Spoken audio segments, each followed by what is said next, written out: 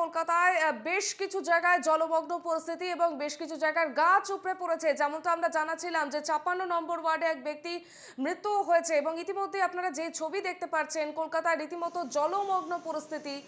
এবং আমরা গতকালই দেখেছি রাতভর কন্ট্রোল রুম সেখান থেকে নজরদারি চালানো হয়েছে এবং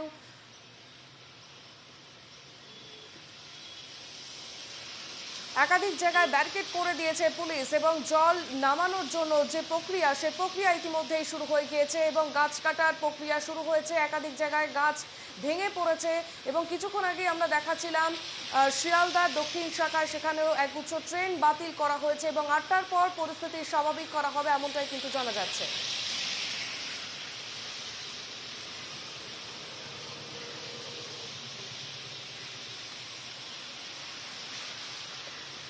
কলকাতার বেশ কিছু জায়গায় আপাতত এখনো পর্যন্ত জল জমে রয়েছে এবং সকাল থেকেও কিন্তু হাওয়ার গতিবেগ রয়েছে। বেশ কিছু জায়গায় বিক্ষিপ্তভাবে বৃষ্টি হচ্ছে এবং রাতভর ঝড়ের এই তাণ্ডব এবং একাধিক জায়গায় গাছ ভেঙে পড়েছে এবং গাছ কাটার প্রক্রিয়া ইতিমধ্যেই শুরু হচ্ছে। আমাদের সঙ্গে টেলিফোন লাইনে রয়েছেন প্রতিনিধি দীপঙ্কর মণ্ডল।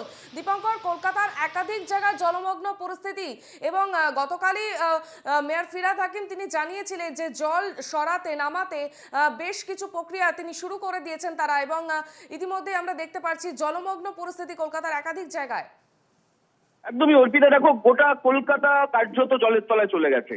গণপরিবহন ব্যবস্থা অনেকটাই বিপর্যস্ত হয়েছে, জনজীবন অনেকটাই বিপর্যস্ত হয়েছে, দোকানপাট এখনো খোলেনি এবং রাস্তা প্রত্যেকটি রাস্তা সেন্ট্রাল অ্যাভিনিউ থেকে শুরু করে APC road, college street, Muktarambabu street সমস্ত জায়গায় হাঁটু জল অথবা তারও বেশি জল জমে গিয়েছে এবং ছোট গাড়ি কার্যত প্রায় চলছেই না বলা যেতে পারে।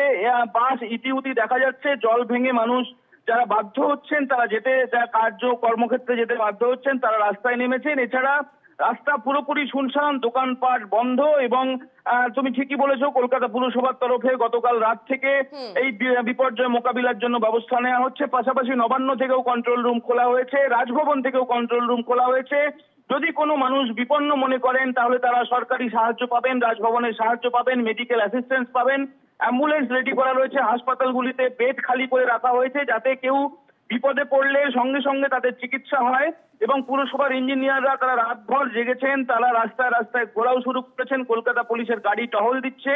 কোথাও কোনো গাছ যদি ভেঙে পড়ে রাস্তা দ্রুত যাতে মেরামতি করা যায়, দ্রুত যাতে গণপরিবহন ব্যবস্থা সুস্থ করা যায় এবং স্বাভাবিক করা যায় সেই চেষ্টা করছে বিপর্যয় মোকাবিলা দপ্তর। এছাড়াও সমস্ত দপ্তরকে অ্যালার্ট থাকতে বলেছে নবান্ন এবং এই মুহূর্তে কলকাতার ছবি কিন্তু বলা যেতে পারে করুণ ছবি, অর্থাৎ একটা বড় অংশ জলের তলায় চলে গিয়েছে।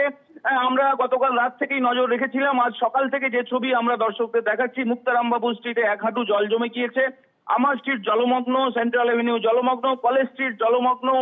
এছাড়াও বেশ কিছু রাস্তা উত্তর এবং দক্ষিণ কলকাতার বেশ কিছু রাস্তা পুরোপুরি বিপর্যস্ত, সেখানে গাড়ি চলাচল করতে পারছে না, মানুষ হেঁটে যেতে পারছেন না এবং কিছু কিছু বাড়িতে বেহালা সংলগ্ন এলাকায় বাড়িতেও জল ঢুকে গেছে বলে আমরা খবর পাচ্ছি এবং সরকার কিন্তু চেষ্টা করছে যাতে দ্রুত জল সরিয়ে ফেলা যায়। দ্রুত পাম্পিং স্টেশনগুলিকে অ্যালার্ট করা হয়েছে, জেনারেটর চালিয়ে যাতে জল সরিয়ে ফেলা যায় এবং একই ছবি কলকাতার পাশাপাশি জেলাগুলিতেও দেখা গিয়েছে। অর্পিতা, বেশ, একেবারে ধন্যবাদ দীপঙ্কর।